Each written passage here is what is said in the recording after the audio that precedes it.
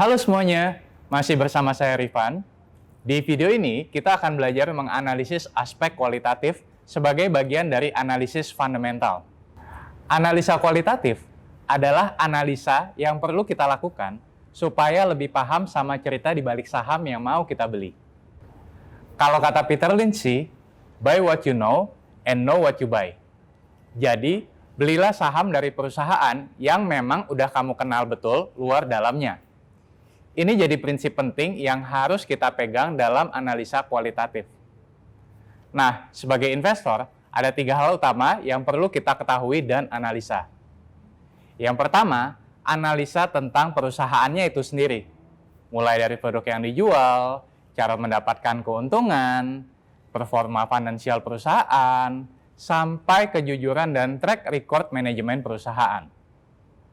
Yang kedua, yang penting juga untuk kita analisa adalah industri perusahaan itu. Mulai dari kompetitor yang dimiliki perusahaan, apa kelebihannya dibanding kompetitor, sampai regulasi yang mengatur industri itu. Dan yang terakhir, juga penting buat analisa ekonomi dan dampaknya ke perusahaan. Oke, pertanyaan berikutnya. Analisa yang mana nih yang perlu dilakukan duluan? Sebenarnya ada 2 pendekatan, yaitu top-down dan bottom-up analysis. Kalau dari top-down, kita lihat dari atas dulu baru ke bawah, alias dari yang lebih makro ke yang mikro. Jadi, dari ekonomi ke industri, baru masuk ke perusahaannya. Sedangkan kalau bottom-up, berarti kita berangkat dari faktor bisnis perusahaan itu sendiri, baru naik ke faktor industri dan situasi ekonomi yang punya pengaruh terhadap bisnis itu. Nah, buat lakuin analisa-analisa ini, kita bakal perlu banyak sumber informasi yang bisa kamu ambil dari website perusahaan atau websitenya Bursa Efek Indonesia. Laporannya bisa laporan tahunan, laporan keuangan, dan juga public expose. Atau kalau kamu lagi mau analisa perusahaan yang masih baru IPO, kamu bisa pakai prospektus. Nah, sekarang kita masuk ke analisa pertama, yaitu analisa bisnis. Langkah pertama yang harus dilakukan adalah kenalan dulu sama perusahaannya. Lebih tepatnya, kita harus cari tahu model bisnis dan produk yang dijual sama perusahaan. Supaya lebih kebayang, kita bakal coba demonstrasi cara kenalan dengan perusahaan pakai laporan tahunan dan laporan keuangan tahun 2020 punya XL Axiata.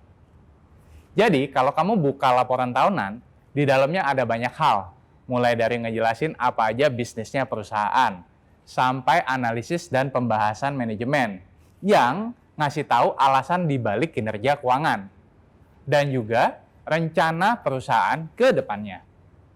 Nah, di bagian awal, kamu bisa lihat daftar isinya, dan bisa langsung cari halaman yang berisi informasi yang pengen kamu ketahui. Dari membaca bagian itu, kamu bisa lihat highlight dari apa aja yang dilaporkan. Misalnya, bisnisnya dia itu ngapain aja, perkembangannya selama ini kayak gimana, dan produk-produknya dia itu ada apa aja. Kalau melihat laporan keuangan Excel Axiata, kamu bisa tahu bahwa dia itu perusahaan operator telekomunikasi. Dia jualan paket data dan paket pulsa ke pelanggannya. Selain punya merek XL, dia juga punya merek Axis yang diakuisisi pas tahun 2014. Setelah kenalan dengan perusahaan, langkah kedua adalah ngertiin sumber pendapatan perusahaan, atau yang juga disebut sebagai revenue breakdown. Dari situ, kita bisa lihat nih, pendapatan perusahaan berasal dari mana aja. Biasanya perusahaan nge-breakdown berdasarkan wilayah penjualan, atau yang paling umum berdasarkan segmen bisnis. Breakdown ini bisa kamu lihat di notes-nya laporan keuangan. Dari situ, kita bisa tahu, oh ternyata 40% pendapatan perusahaan A itu dari Indonesia, sisanya dari Asia Tenggara. Atau kalau kasusnya XL Axiata, kita bisa tahu ternyata 82% dari pendapatannya itu merupakan pendapatan dari menjual layanan data. Kamu juga bisa lihat kira-kira apakah ada perubahan komposisi pendapatan antara 5 tahun yang lalu dengan sekarang. Di kasus XL Axiata, kita bisa lihat ada perubahan besar pada komposisi pendapatan di tahun 2020 dibanding 2015. Di tahun 2020, pendapatan Excel Axiata mayoritas berasal dari penjualan data atau kuota internet. Sementara di tahun 2015, pendapatan mayoritas berasal dari penjualan non-data seperti SMS dan telepon. Nah, langkah ketiga adalah belajar buat tahu struktur biaya perusahaan. Struktur biaya itu adalah biaya-biaya utama yang perusahaan keluarkan. Biaya paling besar yang dikeluarkan perusahaan itu apa aja sih? Biaya tersebut lebih banyak dialokasikan untuk marketing, biaya HPP, atau justru biaya lain. Nah, kalau di kasus Excel Axiata, ternyata biaya dominannya adalah beban penyusutan dan infrastruktur. Untuk tahu alasan di balik angka-angka itu, kalian bisa baca-baca pembahasan dan diskusi manajemen di laporan tahunan. Jadi, kalian bisa ngerti juga kenapa pendapatan yang paling dominan itu berasal dari penjualan data dan kenapa biaya paling besar ada di beban penyusutan dan infrastruktur.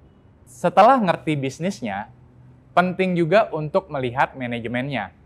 Apakah manajemen atau orang-orang yang megang kendali di perusahaan itu jujur dan kompeten atau enggak? Manajemen yang dimaksud terdiri atas jajaran direksi, komisaris, dan pemegang saham pengendali perusahaan. Karena manajemen adalah orang-orang yang akan nentuin arah gerak dan nasib perusahaan ke depan, makanya ini penting banget buat kalian ketahui. Terus, gimana nih cara kenalan sama orang-orang ini? Kalau di Indonesia sih, perusahaan sering banget nulis nama perusahaan sebagai pemegang saham. Nah, untuk tahu lebih lanjut siapa aja nama-nama orang di balik perusahaan itu, kamu bisa lihat struktur kepemilikan saham perusahaan tersebut di laporan keuangan atau prospektus yang bisa diakses di website BEI atau website perusahaan masing-masing. Setelah mengetahui pemegang saham dan juga direksi dan komisaris, kita bisa riset track record-nya dengan cara googling background masing-masing orang. Kita bisa googling background-nya dia itu gimana. Misalnya, kita mau analisis direktur marketing di suatu perusahaan. Apabila setelah proses riset kita menemukan bahwa dia punya jam terbang yang tinggi di bidang marketing, tentu saja itu adalah satu indikasi baik bahwa ia bisa memimpin divisi dengan baik. Selain itu, kita juga bisa cek apakah ada manajemen yang pernah terlibat kasus pidana seperti suap atau penggelapan pajak. Faktor selanjutnya adalah bagaimana sikap perusahaan dalam memperlakukan pemegang saham minoritas. Kita perlu tahu apakah perusahaan pernah melakukan aksi korporasi yang merugikan atau menguntungkan bagi perusahaan dan investor retail. Contoh beberapa aksi korporasi yang mungkin kurang baik, misalnya ketika manajemen memiliki track record akuisisi yang terlalu mahal, tapi tidak berkontribusi banyak pada pertumbuhan value perusahaan. Atau bisa juga seperti menggaji terlalu besar ke manajemen atau transaksi dengan pihak berelasi yang kurang baik. Nah, selain itu, kita juga perlu lihat transaksi saham yang dilakukan perusahaan dan manajemennya. Kalau ada buyback dari perusahaan atau manajemen ngelakuin pembelian saham perusahaan terus-menerus, bisa jadi perusahaan dan manajemen optimis dengan prospek perusahaan. Sedangkan kalau ada transaksi jual dari pemegang saham signifikan, itu bisa menjadi signal bahwa prospek perusahaan sudah menipis atau harga pasar sekarang terlalu mahal. Kamu bisa lihat transaksi ini menggunakan fitur insider yang ada di Stockbit Pro. Di fitur ini, kamu bisa melihat siapa pemegang utama sebuah perusahaan yang baru saja melakukan pembelian atau penjualan saham di perusahaannya itu. Setelah mengetahui hal-hal tadi, kita perlu analisa lebih dalam lagi tentang performa perusahaan dengan melihat tren performa finansial perusahaan. Ada 3 jenis tren yang terjadi di perusahaan, yaitu tren jangka panjang, jangka pendek, dan juga musiman. Mari kita belajar analisa tren yang pertama, yaitu tren jangka panjang. Tren pertumbuhan jangka panjang ini ngasih lihat histori pertumbuhan perusahaan dalam rentang waktu yang cukup lama. Misalkan 3 tahun, 5 tahun, atau 10 tahun terakhir. Dengan melihat tren ini, kita bisa tahu perusahaan ini lagi di fase tumbuh stagnan, atau turun. Nah, cara memahami tren ini, kamu juga harus lihat laporan keuangan dari tahun ke tahun dan melakukan analisis menggunakan Microsoft Excel. Yes, it's a lot of work. Tapi ada cara praktis untuk analisa itu semua kalau kalian berlangganan Stockbit Pro. Cukup ketik nama emiten yang ingin dianalisis, kemudian tekan tab Financials untuk melihat rangkuman laporan keuangan perusahaan dari tahun ke tahun. Di sini, kamu bisa lihat gimana performa perusahaan dari tahun ke tahun. Misalnya, kalian mau lihat performa perusahaan selama 10 tahun. Dari rangkuman itu, bisa lihat nih, si perusahaan kira-kira lagi naik, atau stagnan, atau turun trennya. Kalian juga bisa langsung lihat seberapa besar pertumbuhannya, jadi nggak harus hitung sendiri. Contohnya, kamu bisa pilih annual year-on-year growth buat lihat pertumbuhan tiap akun per tahun. Atau CAGR 3 year buat lihat rata-rata pertumbuhan per tahun pada setiap akun dalam 3 tahun terakhir. Nah, kalau udah tahu trennya, kalian bisa lihat di laporan tahunan dan materi public expose untuk tahu kenapa dia naik atau turun. Fenomena apa sih yang nyebabin itu semua? Memahami tren jangka panjang memang perlu dilakukan. Namun, menganalisa tren yang terjadi akhir-akhir ini juga nggak kalah penting. Biasanya, ada suatu fenomena yang terjadi yang memberikan dampak pada suatu perusahaan. Oleh karena itu, kita perlu mengevaluasi apakah tren jangka pendek ini akan mengubah tren jangka panjang ke depannya. Untuk analisa tren jangka pendek, biasanya ada 4 cara yang kita pakai. Ada Y on Y atau year on year, yang artinya perubahan dari 1 tahun ke tahun sebelumnya.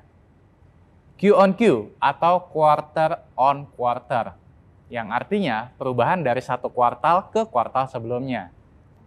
Ada juga yang namanya YTD atau year to date dan TTM alias trailing 12 months. YTD adalah akumulasi kinerja keuangan dari awal tahun hingga periode yang berjalan. Sebagai contoh, ada tulisan Q3 YTD.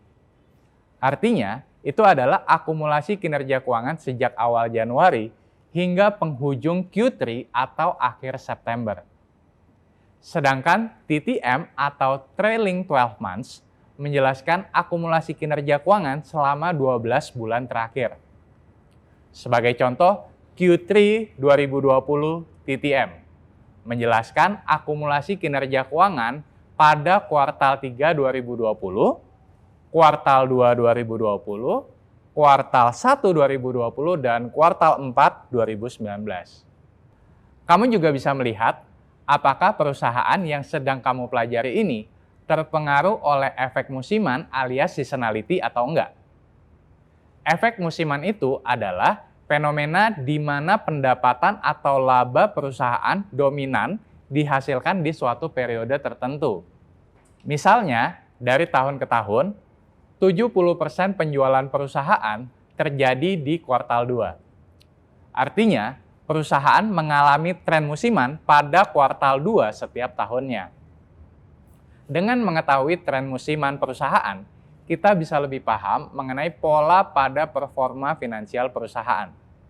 Jadi, kita bisa meminimalisir kesalahan dalam mengartikan performa perusahaan. Masuk ke tipe analisa yang kedua, yaitu analisa industri. Analisa industri ini sangat penting buat dilakukan, karena sebuah bisnis nggak bisa dipisahkan dengan keadaan di industrinya. Ada beberapa hal yang perlu kita ketahui dalam melakukan analisa industri. Yang pertama, pemain-pemain yang ada di industri tersebut, serta tren dan dinamika kompetisi di industri. Misalnya, pada tahun 2021 ada 5 operator telekomunikasi di Indonesia. Pemainnya nggak terlalu banyak, karena untuk masuk ke industri ada peraturan yang ketat dan butuh modal yang banyak. Yang kedua, peraturan atau kebijakan pemerintah yang ada di industri itu. Misalnya, kebijakan registrasi SIM card bikin pelanggan operator makin loyal, karena mayoritas SIM yang dipakai sudah terverifikasi identitasnya. Dan yang ketiga, tren yang ada di industri itu, serta kira-kira dampaknya ke perusahaan. Misalnya, tren penggunaan sosial media dan aplikasi membuat pendapatan operator semakin didominasi oleh pendapatan dari penjualan data. Selain itu, penting juga buat tahu suatu industri sedang berada di fase apa. Apakah masih di fase pertumbuhan cepat atau sudah nggak tumbuh? Karena ini akan mempengaruhi asumsi pertumbuhan industri dan performa perusahaan ke depannya. Nah, ada 4 fase dalam industri, yaitu introduction, growth, mature, dan decline. Yuk kita bahas satu persatu. Introduction adalah ketika produk baru saja diperkenalkan ke market. Produk masih terus disempurnakan sesuai dengan respons market. Karena pemainnya masih dikit, persaingannya jadi relatif longgar. Dan biasanya pendapatan perusahaan belum besar. Jadi, mereka akan beroperasi dengan skop kecil dulu.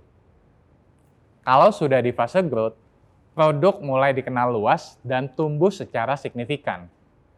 Karena prospeknya makin kelihatan, banyak perusahaan baru yang ikut terjun ke industri ini. Sebetulnya persaingannya masih relatif longgar, tapi di fase ini mereka sudah lebih agresif untuk akuisisi pelanggan. Jadi, walaupun pendapatannya tumbuh pesat, biasanya untungnya belum banyak. Karena biaya marketing atau ekspansinya itu masih tinggi. Masuk fase mature. Mayoritas masyarakat udah pakai produk tersebut. Jadinya pertumbuhan relatif stagnan karena nggak ada customer baru. Sekarang persaingan dikuasai sama sejumlah kecil perusahaan yang kuat dan sudah dapat banyak customer di fase growth.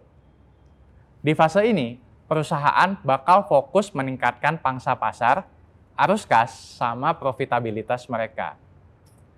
Ketika sudah di fase decline, industri udah nggak tumbuh lagi dan produknya mulai ditinggalkan, keganti sama produk baru yang lebih relevan. Sepinya pelanggan, bikin perusahaan mungkin harus nurunin margin keuntungan. Jadinya mereka nggak sekompetitif dulu. Selain mengetahui siklus hidup suatu perusahaan, penting juga buat lihat posisi perusahaan di industrinya. Misalnya, apakah mereka punya sesuatu yang bikin mereka menang dari kompetitornya? Kamu bisa tahu ini dengan menganalisis mode perusahaan. Mode simpelnya adalah keunggulan kompetitif suatu perusahaan dibandingkan dengan kompetitornya. Keunggulannya ini bentuknya bisa bermacam-macam. Misalnya, perusahaan itu market leader atau perusahaan terbesar di industrinya, atau pokoknya udah terkenal dan digemari masyarakat. Atau mungkin dia punya produk yang unik. Mungkin karena ada di industri yang sifatnya monopoli atau punya paten yang sulit ditiru. Dengan profil kayak gitu, dia bisa aja jual produknya dengan harga di atas rata-rata kompetitornya, tapi orang tetap pada beli. Nah, kemampuan ini istilahnya pricing power. Si perusahaan bisa ngeset harga alias jadi price maker. Contoh perusahaan price maker yang punya pricing power adalah restoran terkenal. Walaupun menjual makanan yang jauh lebih mahal dibandingkan dengan tempat makan lain, namun orang tetap bersedia beli karena rasanya yang terkenal enak dan unggul dibanding tempat makan lain. Sementara contoh perusahaan price taker adalah perusahaan komoditas. Saat harga komoditas sedang berada di level $100 AS, perusahaan komoditas harus mengikuti harga jual tersebut. Apabila perusahaan komoditas itu menjual dengan harga yang lebih mahal, tentu saja konsumen tidak bersedia membeli karena akan mengeluarkan lebih banyak uang untuk barang yang sama. Oh iya, mode juga bisa berasal dari kemampuan perusahaan untuk menghasilkan produknya dengan biaya yang murah. Dengan begitu, perusahaan tersebut bisa mengeluarkan biaya produksi yang lebih efisien dibandingkan kompetitornya. Makanya, ciri khas yang paling sering ditemukan di perusahaan yang punya mode itu, salah satunya adalah punya margin dan rasio profitabilitas yang tinggi. Tapi kamu juga harus tahu kalau moat yang dimiliki perusahaan juga bisa hilang. Salah satu indikasi sebuah perusahaan sudah kehilangan moat adalah menurunnya pangsa pasar dan perubahan keadaan monopoli perusahaan atau perubahan regulasi di industri perusahaan. Sekarang, kamu udah paham nih cara analisa perusahaan berdasarkan industri dan faktor-faktor yang mempengaruhinya. Sekarang, kita perluas lingkup analisa dengan melihat dari segi ekonomi. Kenapa ini penting? Karena keadaan ekonomi itu punya pengaruh yang cukup signifikan untuk kelangsungan bisnis dan industri. Untuk melakukan analisa ekonomi, ada beberapa indikator ekonomi yang perlu kamu pahami, yaitu yang pertama, pertumbuhan ekonomi atau PDB. Semakin tinggi PDB suatu negara, artinya ekonomi makin cepat tumbuh, sehingga biasanya masyarakat semakin sejahtera, kapasitas belanja makin besar. Hal ini bisa berdampak positif bagi perusahaan karena permintaan barang akan naik. Faktor kedua yaitu tingkat inflasi atau tingkat kenaikan harga barang. Nah, kalau inflasi tinggi, artinya harga-harga barang jadi mahal. Hal ini bisa berpengaruh ke daya beli masyarakat yang menurun, jadi bisa kurang bagus buat perusahaan. Karena permintaan barang bisa juga bakal turun. Yang ketiga adalah suku bunga acuan atau patokan bunga kredit yang ditetapin sama bank sentral. Nah, kalau suku bunga acuan rendah, bank umum bisa kasih bunga kredit yang lebih murah. Ini jadi hal yang bagus buat perusahaan, apalagi ketika mereka butuh dana untuk ekspansi. Faktor selanjutnya adalah nilai tukar mata uang atau nilai suatu mata uang ketika ditukarkan ke dalam mata uang lainnya. Misalnya, rupiah terhadap dolar Amerika Serikat. Jika rupiah melemah, dapat berpotensi pada kenaikan inflasi dan menurunkan daya beli masyarakat. Biaya impor juga akan naik, sehingga perusahaan yang kegiatannya didominasi impor akan kena dampak negatif. Yang terakhir adalah anggaran pendapatan dan belanja negara alias APBN. APBN adalah alokasi anggaran belanja pemerintah terhadap sejumlah sektor. Penambahan alokasi yang besar pada sebuah sektor umumnya akan mendorong pertumbuhan bisnis di sektor tersebut menjadi lebih cepat. Contohnya, ketika pemerintah naikin anggaran infrastruktur secara signifikan mulai tahun 2015. Poin penting dari chapter ini adalah, dalam analisa fundamental, kita harus kenal sama perusahaannya luar dalam. Paling dasar, kita perlu ngerti tentang bisnisnya dan siapa yang ngejalaninnya. Kita juga harus aware sama gimana perusahaan ini berkompetisi ke industrinya dan juga prospek ke depannya. Selain itu, penting juga untuk kita pertimbangkan faktor tren industri dan ekonomi yang bisa mempengaruhi si perusahaan.